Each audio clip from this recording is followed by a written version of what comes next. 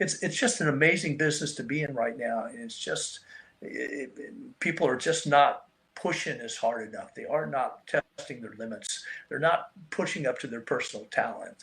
And they're looking for the easy way. And the easy way is never the right way in small business. There is no magic in small business. There's sweat. There's hard work. There's kicking ass. There's 60 hours a week. It's learning about business, not just training. Hey, what's up, everybody? That was Thomas Plummer, this episode's guest on the show. And I always love having Thomas on because you never know what you're going to get, but you also know what you're going to get at the same time. And that's just the raw, unfiltered truth. No BS at all. And when I asked Tom to come on the show, this time he asked me to stump him. So let's see if I can stump Tom Plummer. I don't think I can with 40 plus years in the fitness industry, but the guy always has good information to make you more successful tomorrow. So I know you're going to enjoy this conversation with Thomas Plummer because I always enjoy talking to Thomas. I always walk away with one or two things that I can use to make my business better and make me better. So enjoy this conversation with Tom. Of Giants, and today I'm lucky enough to have the OG, the original giant of the fitness industry, none other than Thomas Plummer, the godfather of fitness, on the podcast. And I'm doubly blessed because this is probably his first and probably last video interview. Definitely. Yeah. So if he looks like he's in the WITSAC program on this podcast, that's by design. But Thomas, thanks for joining us. You really don't need an introduction. I mean, you've been in the fitness industry for 40 years. You've written multiple books. I mean, spoken all over the world. You have your NFBA seminars. You've launched the careers of some of the biggest names currently in the fitness industry, and influenced myself and thousands of others to jump into the fitness business and continue to grow and evolve. So you really don't need any introduction. So how things down there in Melbourne, Florida? Is that where you are, Melbourne, Florida? Yeah, just got home. We just came off a pretty wild 12-week tour. Just got back from Long Beach. We just had a wonderful workshop out there. We've had a good last couple of workshops, good run. We've been popping in 70, 120, 130 people. It's like I'm a 42-year, overnight success. It's really very weird to, Yes. I'll always be surprised at this stage where you walk out there and it's like, damn, there's 100 people here. No life, no place to go. So here we are. So just came off a long run, finally got home. This first time in probably, I hate to throw this out there, but probably since 1980, I'll be home for 2 consecutive months. Pretty crazy. So yeah, it's beautiful down here today. I tend to later this afternoon to get out and enjoy it, get a workout outside, but it's all good, man. It's been a good fall, good run. Yeah, good for you, man. You've worked your ass off, so you deserve it. So enjoy it. I know you recently teamed up with Perform Better with the NFBA, right? And you started making some new offerings, because I know I've been to your business seminar, I've been to your speaker school, I've been to your master class, but then you have a new offering. The NFBA has a new offering that I saw. You want to share that with the listeners? Yeah, we've pulled something we hadn't done in a while, and we did it in Stamford, Connecticut, and it was this one was in Providence we did, and it was a sales and customer service. And I hadn't taught those in a long time. 2 of my books a few years ago, one was on customer service and one was on sales. So they and most of that information is still very, viable these days.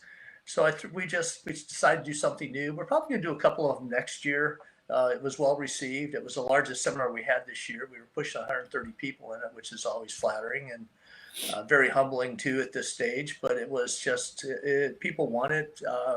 The material kind of worked out well. I've got some very nice comments on it. So we're going to do a couple of those next year. And we'll get into stuff.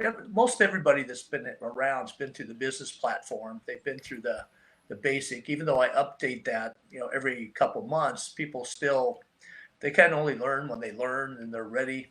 Yeah, that's the weirdest thing about my job. Nobody comes to me when they're really making money. They come to me about 2 minutes before they're getting their ass thrown out of their gym.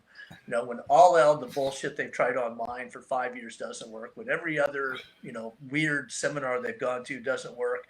And then they show up and then now let's go, so everybody's kind of drifted through those workshops on and off through the years. But next year we're going to do a few of those. I think we're going to go back to a couple of social media workshops next year. We're getting into the regular business platform, which still always, draws very well. So we're going to keep that going. Going back to London next year with the kind of an advanced workshop for about 110 people.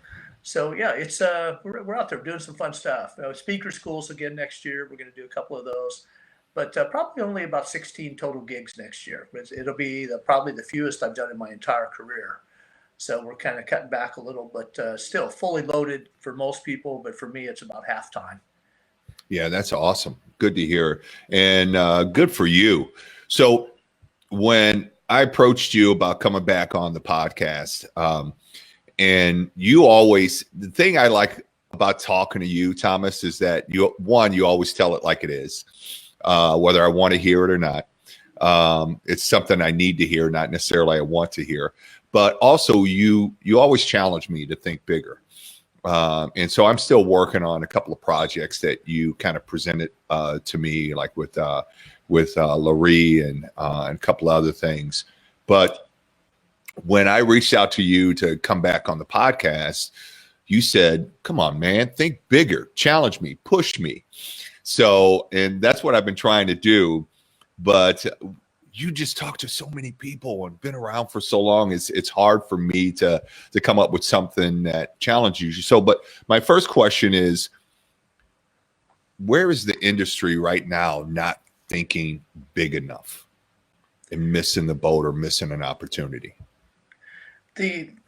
That's probably, you've summarized brilliantly in about 3 sentences most of the frustration of my life.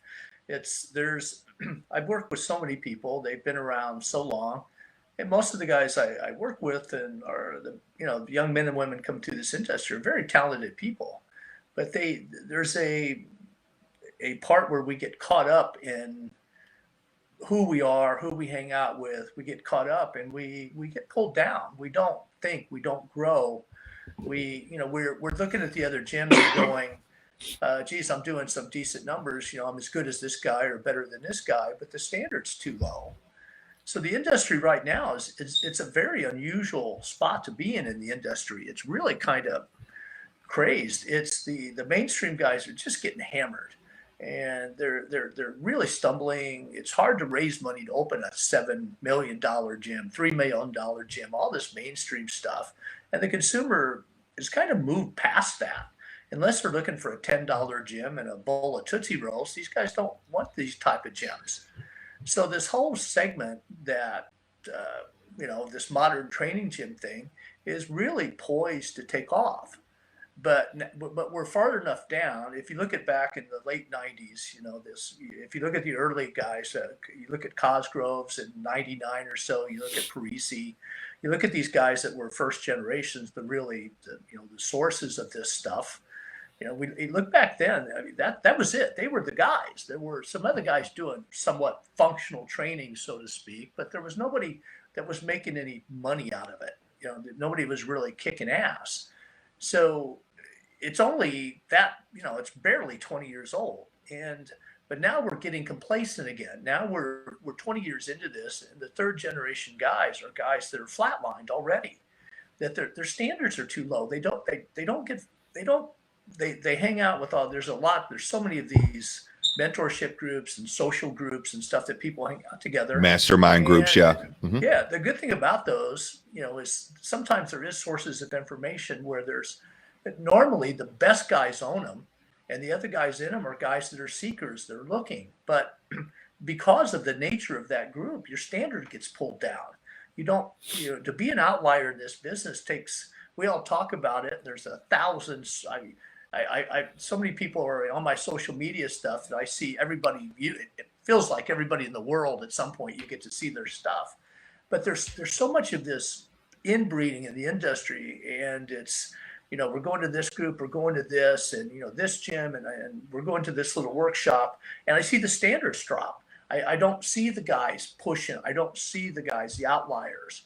It's becoming it's a very, almost like the fitness business, or it's becoming a commodity that we're taking training, and I'm seeing stuff now. We're going back to the same techniques that the gym business used in the 70s and 80s. I'm seeing marketing where the next 10 guys get 50% off from a training gym. Why would you ever do that to a training gym? I'm seeing some of these things where buy a year, and we're having a special for Black Friday, and buy now and you get 3 months free. Well, it's disgusting. It just ruins the business, and all this kind of inbreeding's killing it. So I'm seeing the mainstream business fade. I'm seeing the training business poised to really rage. Just that the consumer's ready for us. The consumer's ready for a decent training gym. But instead of experiencing and going forward, working on the experience of training, working on it's not about the training anymore. It's about how the training is delivered. It's about the experience. The next generation training gyms will be all about the experience, from even seeing the building from you first walk in. And we've lost that already. We've lost that. And now we're going back to old sales gimmicks and old kind of stupid techniques. And I'm expecting somebody to pull out a damn lead box, instead of the Denny's, win 2 weeks vacation to the Bahamas, be the lucky one. And I'm seeing stuff down here. There's a guy down here right in my neighborhood running that type of crap on social media. Be one of the next win 6 weeks to my gym. And of course, nobody wins 6 weeks to the gym, so everybody comes in and gets hammered on a fake trial. It's just we're kind of destroying the business. That said, there's an immense opportunity for anybody that wants to be aggressive, because the consumer's frustrated. The market's not saturated for training gyms. You can still find a decent location in virtually every city in the country. The growth is poised, but I don't see anybody chasing it. I don't see enough guys running after those numbers. I see them get caught up in the madness, and it rose. It was so exciting, and now it's flatlining. It's here. It's not where it should be. So I'm very frustrated with that right now, trying to get guys to push through, to see better limits, to recreate themselves, to create their businesses, to believe that they can do $1 million to $2 million in a training gym. And it's tough. It's been a tough year with that. Yeah. There's a lot of truth to what you just said, especially like when you belong to these mastermind groups or mentorship groups, how everybody in the group becomes friends, and it becomes about, hanging out and who and where you're going and all of that stuff. And everybody in the group starts to become a bit homogenous, kind of rubber stamping each other. So I agree with that. But when you say it's pulling down their standards, what do you mean by that? There's two types of mentorship groups. There's one where I bring 30 guys together and expose them to a marketing expert, a website expert, a customer service expert. We sit there for 3 or 4 hours and listen to this expert, and then we get together afterwards and talk about what we learned. And then the other ones are where we get together and share best practices. But nobody ever goes to a mentorship group and tells people they got their ass handed to them. So they show up and it's like, oh, I did this at my gym, and I ran this, the sale, and it was unbelievable. And I, buy 12 months and get 3 months free Black Friday. And I did like 10 of them, and it's outrageous. But he doesn't tell you what happens 60 days later when his entire, his receivable base falls down, and now he can't sell cash. So now he's got to dump the price. They don't tell you that. So anytime you're sharing best practices, it almost always pulls you down, because you go to the one that's the least work. Guys are always looking for the magic. They seek the easiest path, least resistance, less resistance. They chase. They're going in a weird direction, so they get caught. So here's all these guys trying to emulate each other, believing that the other guy told the truth. So over time, you just kind of settle lower and lower and lower for the practice. The thing that if I could say one thing on this podcast today, it's that this is a really, really fucking hard business. And the guys that want to make money have to be willing to do the work. And there's a lot of guys looking for the magic. They won't do the fundamentals. They won't do the craziness. They don't become obsessed about customer service. They rather think another training certificate's going to get it done. They rather think that I can run some scam, some Netflix close, 6-week deal and bag people, and that's going to last forever in the market. And all that stuff slowly destroys the gyms. So even back to the original question, which I think was a good start, is there's even in now the fitness business is split into two parts, mainstream and training gym, but the training gym's starting to split. And it's starting to have that lower tier guys that, chase $25,000, $30,000 a month and they think it's great. And you have those guys doing $1 million a year and kicking ass. And you see this already start to segment in our business, which is really strange. And which is weird because we all should be up there on the top tier. There's no reason a training gym can't be doing these bigger numbers, but the guys don't want to do the work. They want to do the easier stuff. So there's some legitimate groups out there that I like. I like the STS guys. I think Frank always tries to do the right thing in there. Durkin is brilliant, Cosgroves, but there's another 50 of them that just destroy the players inside because it's all about grabbing the money and giving you shit that didn't even work 20 years ago.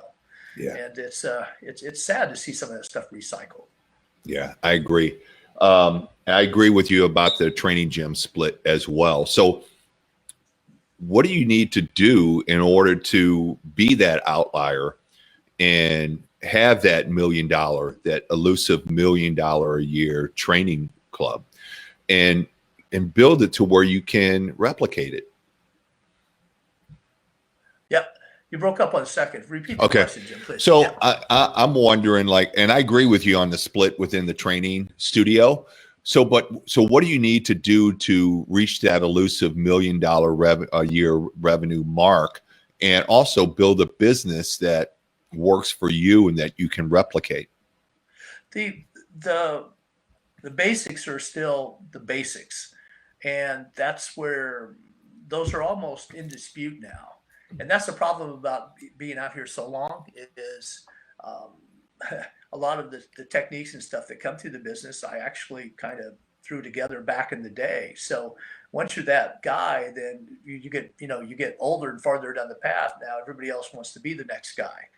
So the only way you can be the next guy is to say whatever originally was out there didn't work anymore. I get that. I get the game. I understand that the platform. Mm-hmm. But there are fundamentals because we do validate. I still teach around the world. I still do all this stuff. I still have clients everywhere. So the information that we teach now is nothing like I even taught a couple of years ago. So the information now is really based on the business, on the basics of the business, the infrastructure. I talk about the workshops this year about two parts: is stabilization and growth. Most guys, they chase the easy growth part, but they never stabilize their business. Do you have a receivable base? Are your clients on 12-month contractual obligations? Because if you get bashed up in a car wreck or hurt your leg on working out or something in there, that you have enough money coming in to protect your business. Well, that's a 12-month contractual obligation. That's the fundamental basis of the business. Without that, you're a cash business and you're susceptible to whatever competition that pops up this week or whatever. You can get damaged too easy. Marketing is one of the most controversial things out there now. But if you think about it, it really comes back to running, chasing 3 target. We're chasing that 24 to 40. We're chasing 35 to 55. We're chasing the 40 to 65 101 client who wants privacy. They do not care about the workout. They care about privacy. They care about their own time and their own space. But do we have marketing tracks to chase those? And most gyms don't. They'll have a picture of a guy without his shirt or his sleeves cut off doing the old, arm pose with the client going, hey, yeah, man, come to my gym. We're getting results for people. And it's all about him. So they won't do the fundamentals, but that's the same client that'll run some goofy, Netflix style clothes and bag him on a 6-week trial. So the fundamentals are how to get to the $1 million. And that's $1 million is only about 350 clients averaging around, $250 to $280 a month. It's not hard math to get there. But that's easy math in most things. But the guys that need to do the basics, am I marketing every month? Am I spending $3,000 on social media correctly? Am I getting 20 to 25 trials in? Am I closing somewhere around, the smaller gyms, 8 to 12 new clients a month. 6,000 foot, am I doing somewhere 18 to 20 clients a month? If you just stick to those numbers and that's all you focus on, the $1 million is there. But that hard work's not sexy. It's not easy. And it's a hard sale in workshops because they'd rather, come and get the magic. And then, where's the easy shit? Tell me the tricks I can do to bag the client. Tell me the magic words that just makes a client that's never been in a gym. Give me the 10 magic words in this $5,000 workshop to get these clients to come in. It's just bullshit. So the $1 million is hard work. And is it scalable? Are there guys doing it? There's more guys doing it now than I've seen in my whole career. And there's more guys over $1 million than I ever really could imagine they're there. There's just not dozens anymore. There's hundreds of guys from 3,500 feet up to about 8,000 feet that are doing $1 million, $1.2 million, $1.4 million, doing some seriously big numbers in these gyms. And they never existed before. I think we're going to see that second wave push through this next generation. The problem is they don't teach the workshops. They're home making money. They're not in mentorship groups because they don't need them. So we're not seeing their influence come through the industry like we do the guys that aren't making the money, that are actually out there and populating all these things and probably bringing, exchanging information that's probably not valid, that's helping them much. That's brilliant. Yeah, exactly what you just said, because I think what you said is I think a lot of owners focus on the scoreboard versus the game, meaning they don't focus on anything that's driving the behavior that's going to make them more profitable. They say, well, I need 12 new clients a month, every month. Well, you say that, when I say that to my trainers, they just their eyes glass over. They could give two shits because they're just focused on training the people in front of them. So I need to institute some kind of policy or system or process that drives the behavior that I want, like customer service. If I can get them and grade them and create some KPIs around that customer service, then I'm going to get more clients. I'm going to retain more clients.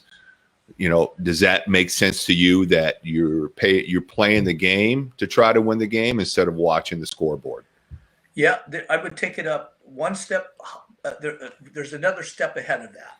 And I do quite a bit of work in the golf industry, and over the years through Titleist and some of the other stuff I've worked with, one of the failings at a major country club or golf course is they always promote the head pro eventually becomes the general manager of the facility, and he's terrible at it. And that's so that for a whole, that was the protocol. That was the etiquette. You always had to give that guy a shot.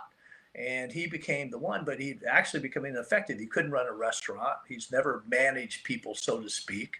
So in the training business, one of the next generation things is that we keep taking our trainers and try to make them do everything in the gym. So we expect them to sell, but they can't sell. We expect them to be marketing people. They suck at that. We expect them to be customer service people. Nobody ever taught them that. So the gym that breaks through usually has a little bigger payroll, because if I want those leads, I have to hire somebody that's their only job. They're seldom a trainer. They're a marketing specialist. If I want to do customer service, I get that agent that, that old, could have been a real estate agent, could be customer service specialist in some business. I hire her and put her in to run customer service and help my trainers understand it. The trainers can carry it out, but we expect them to take leadership roles and do the work in the gym, and they're just not trained for that. So when you walk up and tell your guys, hey, these are the sales numbers, my point is that they don't even care. They can't do it. They should just, here guys, I'm going to give you clients to train. I'll pay you well. Show up, train, dress well, be professional. We're going to talk about technique, culture. We're going to do all that. But you know what? This is Sarah over here, and she's our marketing specialist, and her job is to fill the gym.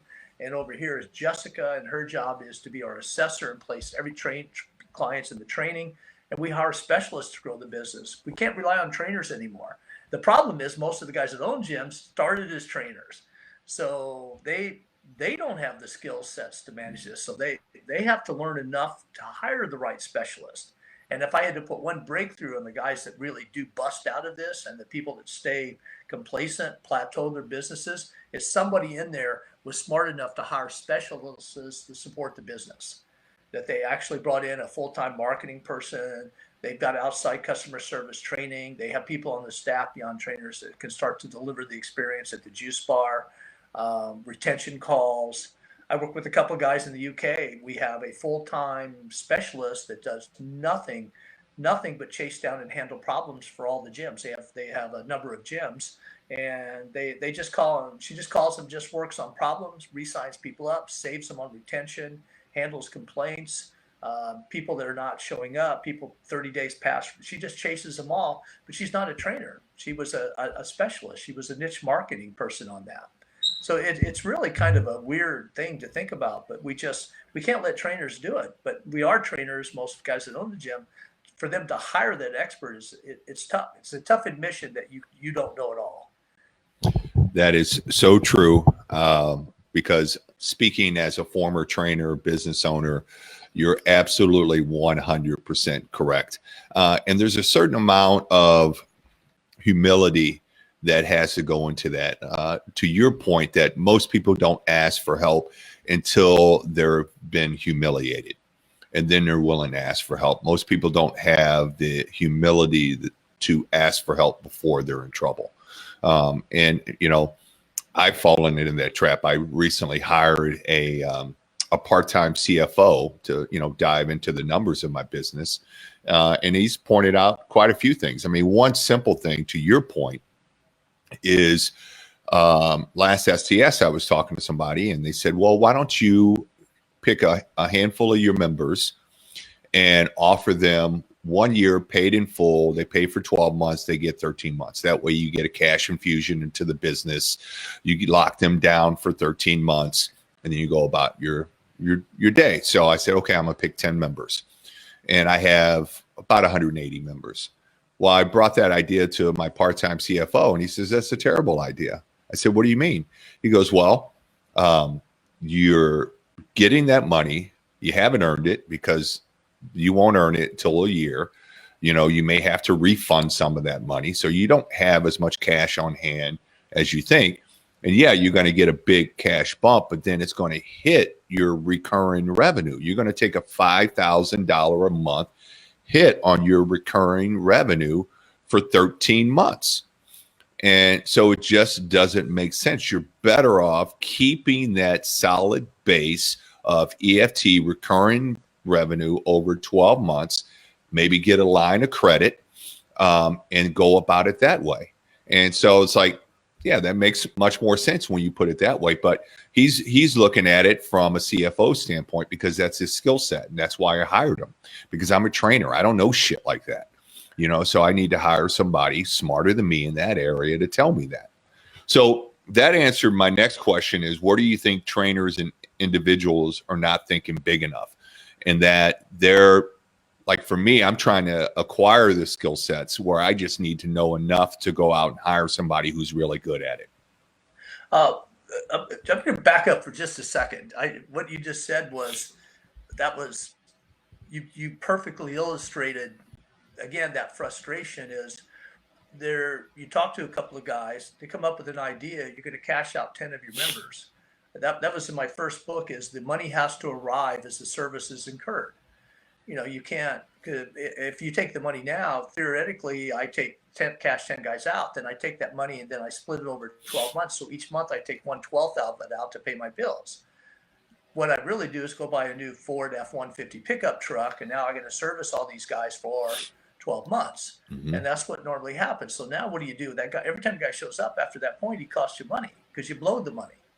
So those are the type of things that are just so inbred in that we start to throw these around. They become social media sensations. They become whispers at the bar, hey, I tried this, it really worked. And what it does is destroy your business. Why would you ever want to cash out somebody? That thing. I'd rather have that receivable base where people are paying me and I'm taking a day off, or I'm working on my podcast. I've got money coming in the gym.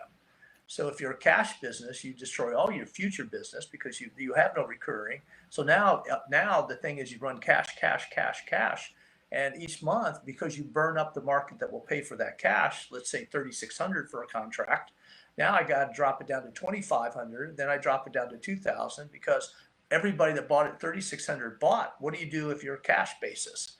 Well, you become dependent on cash. That was really well said the way you did that. That's a perfect example. And you got really good advice from your financial guy. That you should be doing your own mentorship, Jim. That's Well, actually, we're working on that. Ivan and I are tossing that idea around. But back to so more. Stay tuned for that. We got some big announcements coming in 2020. But so where else are like the trainers and individuals in the studio space not thinking big enough, not going forward enough? Geez, that could be we could have done a whole hour just on that. There's the guys that start out are always terrified. So the open gym's too small. So you see these little 1,500, 1,800 foot gyms. There's a couple guys, if you're a 55-year-old coach and you want to go do this part-time, 1,500 feet works well. It's a clubhouse, but for commercially anybody else, it's 3,500 feet or bigger. All the imitators are coming now. Everybody's knocking off. There's 7 boot camps open within 7 miles of my house in this calendar year. You want to ask the 7th guy, what the hell were you thinking? You opened number 7, but they're all the same size. They're all ripping each other off. The biggest one out of the whole group is probably 2,700. Almost all of them are 1,800, 2,000. A couple little guys are 1,500, but they're all the exact same business plan. So when the imitators come, they come small. So if you're going to save your gym or position it to survive in the next 10 years, then you've got to think bigger. To answer the question directly, is most guys they worry about what they have today. They don't think about the fact that will I still be here in 5 years making the decisions I'm making today. And that's where I know probably why I've survived so much is I'm the guy that says, look, what you're doing is kind of keeping you alive today, but you will not be in this room talking to me 5 years from now. And most gym owners don't look at if what they're doing is sustainable over time. That cash deal is perfect, is what you said, is I cash out 10 of my members and then I burn the cash. Well, next month I'll cash out 10 more and then I'll do 10 more. And then how do I sell new members? Well, I'm going to bring them in for cash. And eventually you destroy your business because they don't look at what they've been told. Is it scalable? Is it sustainable? Will it last? Will I be here in 5 years doing that stupid shit? So when they think big enough, they also don't think about what they're trying to accomplish. Most guys don't know what they want from their gyms. They have no idea what this gym is supposed to do. It's supposed to create wealth today, but a gym is your business. This is a business, despite the fact that it's a fun business, has to create wealth in your future. And at some point, these guys won't be them. And I talked to Frank a lot about that. I've known Frank so long. He flat top and no tattoos back, and he had a golf shirt. It was one of the strangest visions ever. Mm-hmm. But if you look about that, Frank's still ripped and still in shape. But he's, we laugh. He's not the guy he was, 15 years ago. And most of these guys think they're going to last forever, so they don't prepare their gym as a creation of wealth that at some point I won't be able to do this, I can sell it. So almost everything they do is to stay alive today, but there's no exit strategy. They're not building value into their business. They're not setting it up to sell it to another trainer. So there's no way to get out. So they don't save enough money while they're here because they screw up the business plan, but they get 5 years, 10 years down the line when their back goes down, a knee goes out, a kid gets sick, and they need to sell the business. They can't because they screwed it up for 10 years. So thinking big is, what the hell is this business going to do in my life? Where's the exit strategy on this? What's this mean in my life to own this business? And am I saving enough money to take care of my family if I go down? And a lot of these guys do go down, they, be it injuries, cancer, car wrecks, it's a huge percentage, I mean, significant percentage of 5, 6, 7% of guys a year that just burn out of their gyms. They're just gone for some reason. So you deal with the aftermath of that. It's crazy. So thinking big is the ability is what does this business mean? How much money do I need to stay alive? And you got to have the strength to look at everybody else and go, screw this. I'm gonna be the guy that's going to make the $1,000,000. I'm going to be that guy. But to do that takes a lot of vision, a lot of long-term strategy, and you got to see out into the future somewhere of what you're trying to build. And most guys just won't. They won't pay the dues. They won't do the vision to see that. They just won't think about it. They're too involved in surviving and not in growing. Yeah, I see that a lot, and I've been guilty of that. I wrote a note earlier when you were talking about the discounts, that discount mentality, and there. I know for me, I made a conscious decision going into 2020 that I want to not concentrate on getting more members, but to get more out of my members. I want my average EFT to go up. So I want to have less members and a higher EFT average per member. In order to do that, then my service delivery has to be at the top of its game. So that's what I focus on. But I think a lot of trainers, and I've been guilty of this, don't charge what they're worth, and they cheat themselves all the time. So if you're going to, think about the future exit strategy, growing the business, having the business work for you instead of the other way around, then you need to not be afraid to charge what you're worth, because it's that old adage. I mean, I still remember that story you told me about Don Saladino, how he went up to $1,000 an hour to try to price himself out of the market. But the higher he went, the more people that wanted him. Yeah, in New York, that perception of quality is everything. And sadly, we don't do that with these guys. It's in fairness to the owners, a lot of it is situational for where they are. But that book, I throw out a whole lot of books to guys to talk about, and one of them I've recommended in the last few years pretty strongly is that 113 Million Markets of One. It's a book that talks about the clientele we should be chasing. But if you got a money person standing in front of you, she's a CEO or a vice president of some company or owns her own business. Well, the trainer kid standing there in the gym, the guy that owns the gym, going, wow, I'm asking for, $1,000 a month. I'm asking for a $12,000 agreement. That's so much money. I just don't believe anybody will pay that. Well, in his world, he's also a person that, eats out in a really nice restaurant, maybe once a month. He's maybe just got his first small house, and he's got a couple of kids, and he's broke like everybody that goes through that stage of life is. So he doesn't believe anybody else has money. So you get trapped in your own madness and not realizing that there's so many people that do, they have money and they want to spend it. So they always underprice themselves because they base it on their reality, not the reality of the client. So, but if I'm chasing that client, it's not about the workouts. It's about how the people are greeted, how we dress for our clients, the paint, the color, the energy in the gym, the cleanliness of the gym. It's really weird. I'm going to flash these up. I've got these laying on my desk just to think about this, but I've been doing a lot of reading on this again. This is called The Experience Economy by Pine. It's an older book, but it's been redone. So I just threw this on my desk. I started reading it again. And The Power of Moments. So that's up again. This is a good book, but it's what I'm really emphasizing for the next year is the experience of the gyms. And I say this 1,000,000 times a year. Yes, it's not about the training. It's about how the training is delivered. It's the experience wrapped around the training. And we're bad at that. We think, hey, I'm the best trainer. Therefore, that's all people want. But people, they want to linger. They want to be that. They want us to be that third spot in their life. They want a kick-ass sports bar. They want that ability to have, to stay afterwards and have a nice cup of coffee and not a Keurig, spitting shit out of the back of the, on some counter somewhere. They want a $6 shake. They want something really nice. They want to linger. They want people to, they want to come in and just get a shake, kick back for 15, 20 minutes, check their email, hang out before they go back to work. They want parties. They want socialization. The gym has to be the third part in their life. And a lot of the young trainer heads, they just come in, do your workout. Oh my God, it was a brilliant workout. I just got 13 certifications and you're gone. And the client goes, dude, I don't care really. Did I get a good workout? Cool. I don't really care what I did. And I'm going to go up and have a $6 shake and hang out at the front bar and talk to a couple of my friends. And we don't exist. We don't create that. So thinking big, the next big thing is to create the experience. And that's going to be a hard skill set. That's a much more sophisticated level of play that a lot of guys are at, because I see a lot of trainer guys come in and they're the problem.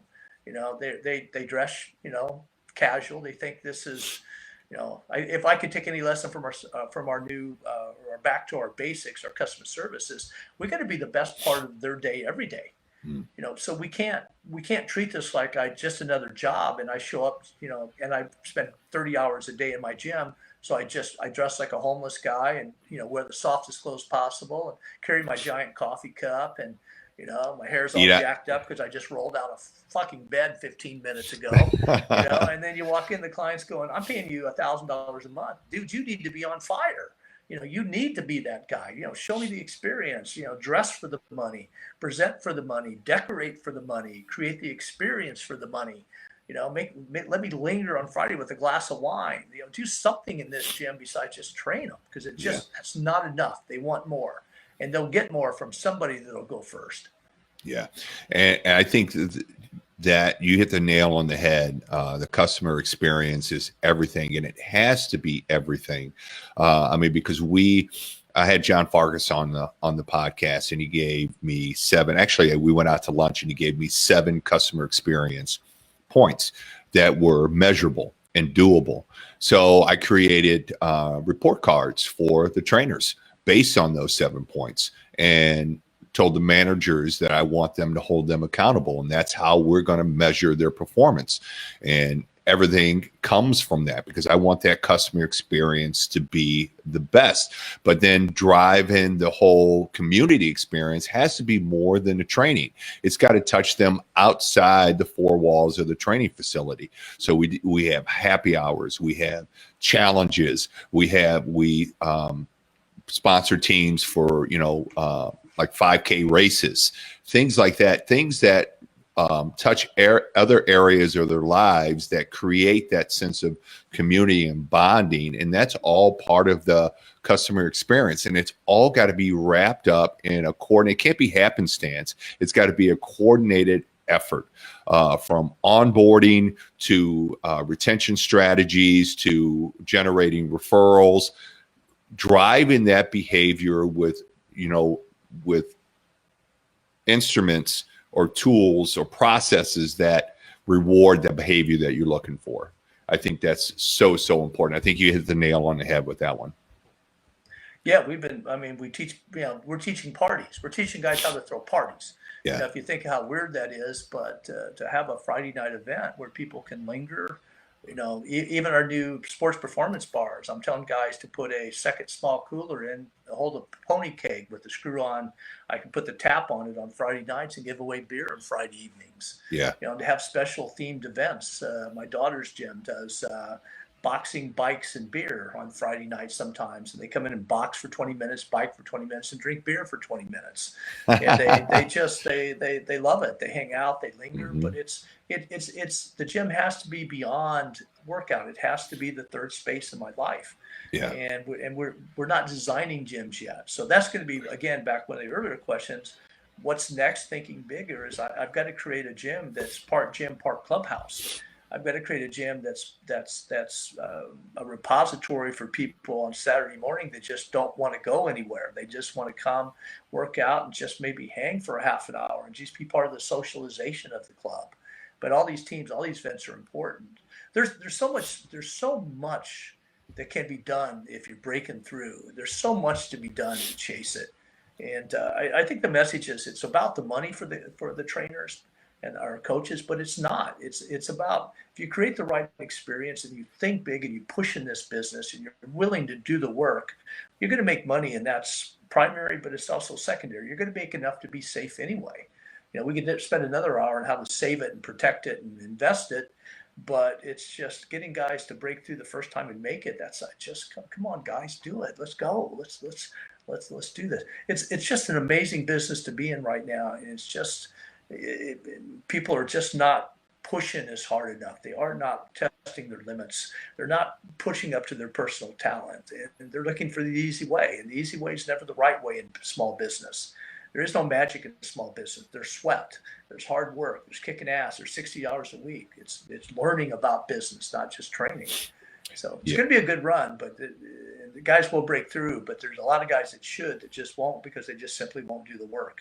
Yeah, I agree with you. I started jiu-jitsu about 2 years ago, and there's a lot of, for me, a lot of analogies in jiu-jitsu for life. Like last Saturday, I went and saw a guy get his black belt.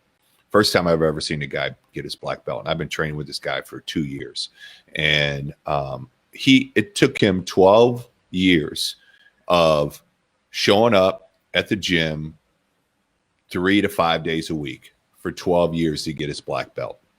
And the guy who owns the school says the difference between a black belt and a white belt is the black belt does the same moves we teach a white belt. Fundamental moves. They just do it a whole lot better. Yeah. And so there's a lot to be said about learning the fundamentals and getting them down to second nature. And fundamentals are good customer experience, managing people, systems, solid marketing, solid financial strategies behind your business. Those are the fundamentals, and they're not big and sexy. And a lot of times it's just a daily grind to get them down and perfect them. But that's what you have to do to be successful. So I think that's a great message, Thomas. I like, what I like about the jiu-jitsu guys, when the tough guys show up in their first classes, they're like, okay, I'm going to just pick these little tricks up, and I'm already a tough guy. Mm-hmm. And then some guy about half their size, tosses them into a bunch of chairs in the corner or something. So, Yeah. So I think that's a great analogy for the gym business. A lot of guys they are good trainers. They're specimens. They're the men and women, and they're they paid their dues as working out. They're Mm-hmm. that person. So they think, I'm going to just step into business because I'm a great trainer. I'm just going to pick up these couple of techniques and flip guys into the corner. And that's why nobody really changes until that little short guy just beats the shit out of them. And now they're ready to really be a serious martial artist, or they quit. Yes. And that's why jiu-jitsu, probably less than 5% of the people that start make black belt. Yeah. And same thing, because guys they're looking for the easy path. And if it doesn't come, they'll do 2 or 3 years and burn out. Same thing, exact same analogy in our business. Guys get in, they think that just because I'm a very, very serious workout person, I'm going to be a very serious owner. And just everything I do, people are going to want to copy me, be like me, and I'll help everybody. And people get in, they go, dude, that's 10% of it. You don't even have the basics down. The little guy's going to kick your ass here anytime. So, yeah, that jiu-jitsu is a perfect analogy for my frustration. Is a lot of guys come in and they think they're going to muscle their way through it the first couple of years, and until they're humbled, then they're ready to learn. Right. They have to have their ass beat before they're really ready to sit and pick it up. And when they're scared, they're going to lose their building. They're going to lose that last $50,000 from their parents. They're going to do that. That's when most of the people usually pop into my workshops, and now they're ready to change because they tried all the stupid, simple shit. Now they'll go back to the old dude and figure out, maybe I should have done it this way. Maybe he was right. It's like your dad, the difference between your dad between the age of 17 and 27. Yeah, nobody wants to listen to me. I'm too old, Right, yeah. And then when they get humble, they come back and go, okay, maybe old man, maybe you were right. Right, exactly. Yeah, that's a perfect example. I remember my general manager's boyfriend. He says, I want to go train jiu-jitsu. I said, yeah, come on down. He goes, but I don't want to get my ass kicked. I go, well, you will. If you start training jiu-jitsu, you're going to get your ass kicked. That's just part of the process. Just learn from it. And anybody who wants to get into this business, I will tell them the same thing. Great, get in. You're going to get your ass handed to you on a regular basis. But as long as you learn from that and grow from that, then you should be all right. So I think that's the perfect spot to wrap it up. But because I want to respect your time, because I appreciate you taking the time, especially since you just got back home. But I want to wrap up with some of what I call my fun questions. So you've been doing seminars for 40 plus years. What's the weirdest thing that's ever happened to you in one of your seminars? You don't have to name names. In the seminars? Yeah. Actually, in the seminars, we had a young couple for a 3-day seminar that they weren't a couple. They were male and female from two different gyms sitting next to each other. And they became, by the first night, were friends. Second night were, let's just say, dating. And that's when Ken, the insurance guy, we were sitting in a bar in Pasadena, and he huddles us all together, and he was playing his guitar. There's about 20 people left. And he did like, be quiet, shh, shh, shh. He says, come with me. We walked in, and they were in the stall just having crazy, monkey sex in there. And her name was Donna. So Ken whips out that old song from the 50s and starts singing old Donna. So you got 20 people in there singing absolutely outrageously loud. Clothes are grabbed and people walking out embarrassed and shit like that. So that's the first one that pops to mind. It's probably not the strangest by any means. That could go on and on. 42 years of this. I broke 1,100 workshops this year. So if you think about that, that's 25 workshops. I did the math on it. I've spent about 9.5 years standing in front of people every day for over 9.5 years, and I've spent 15 years staying in hotels over the time. So the weirdness just gets better and better and better over time. So yeah. Well, I will. I always tell the story with you is you're a warrior, man. I remember the first time I saw you, it was the business workshop, and it was right before I opened my business, thank God. But you were sick as a dog. I mean, you were down in NyQuil and like anything that they would bring you were down, and you were sweating bullets, but you didn't stop, man. You just kept just charging on. You didn't let it affect you in the most. I'm like, this guy is a fucking warrior. I love it. And what he says makes sense. So like, I became a fan of yours from day one for sure. So my next question is like 1,100 seminars over 40 years. You've worked with some of the biggest names, the Cosgroves and Parisi and Frank Nash and all those guys. Who is somebody like when you first met them, you're like, this person's not going to make it. And then they turned into a rock star? Present clients or past? Either or. One of each? Yeah. I'll give you one of each. Past clients, Schwarzenegger. Oh, really? I sat next to him at World Gym started. Arnold was part of the group because of Joe Gold. The first workshop they ever had, they had 11 owners show up, and I was their only business guy for 11 years. So they had the kids table, which was, the 11 gym owners in crazy wear pants, bow tie, suspenders, this in a really nice restaurant. It was really bizarre. And then I'm sitting next to Arnold before he did Conan. So he barely could speak English. He was drinking champagne out of a bottle, flirting with all the waitresses. And I said, so what's the dream? What are you going to do? And he goes, I'm going to be big in Hollywood. And he couldn't, there was hardly any English and stuff like that. So I'm just looking at him going, he's going to have a long, hard row to do this. And he turned out he was just, obviously it worked out for him. But that's amazing. But he was one of those guys where you looked and you just but the more he talked, the more you saw the intensity. And the more you saw the belief past the showmanship, and obviously he was a large man in those days. So that, and then current generations, there's all kinds of guys in that cast. Everybody kind of knows Frank that follows that. Frank called me every day for 3 years and didn't do anything, refused to change, but he'd call every month for 3 solid years, never missed a call, and didn't change nothing. And when he was going to lose his gym is when he wanted to change. Cosgrove, same thing. They had a hard decision. Everybody comes to that point where you go left or you go right, and that's the defining factor. The Cosgroves, they were doing one-on-one. It wasn't working. They were not effective. Rachel showed up in the workshop. They didn't even have enough money for both Cosgroves to show up. Back in the day, I did something out in Palm Desert.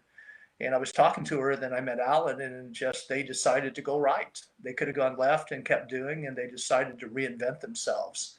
So everybody, you make that decision at some point. It's like a switch. It's really an obvious switch. But Frank was that one guy that is just like, will he ever get this? Is he ever going to change?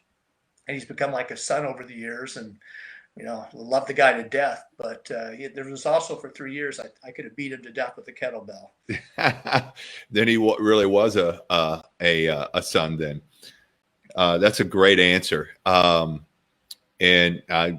it mirrors my journey. But my last question, and then I'll let you go, is in your speaker school, you've worked with the biggest names in the industry, like Cosgrove and Gray Cook, and it just goes on and on and on. But those guys have been around for a while. I know Gray Cook has been very instrumental in my development as a trainer, with his movement and FMS and everything.